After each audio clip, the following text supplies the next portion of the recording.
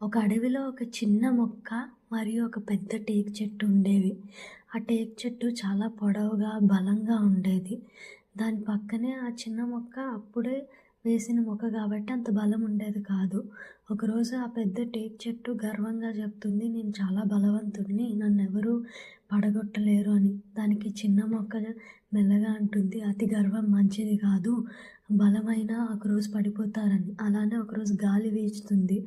అలాగే వర్షం గూడా పడుతుంది. అప్పుడు పెద్ద టేకు చెట్టు ఏంటంటే గర్వంగా నన్ను ఎవరు ఏం చేయలేరు చూసావా నేనెంత బలంగా ఉన్నానని చిన్న మొక్కతో అంటుంది.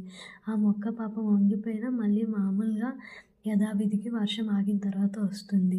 అలానే ఒకరోజు పెద్ద తుఫానొస్తుంది. ఆ టేకు చెట్టు ఎంతైనా సరే ఆపుకోలేక పోతుంది. అండ్ దాని బ్రాంచెస్ అన్నీ విరిగి పడిపోతాయి. చిన్న మొక్క ముందులానే వంగిపోతుంది కానీ తర్వాత రోజు తుఫాన్ ఆగిపోయిన తర్వాత నార్మల్ స్టేట్‌కొచ్చేస్తుంది. కానీ పెద్ద టేకు చెట్టు బ్రాంచెస్ అన్నీ ఇరిగిపోతాయి.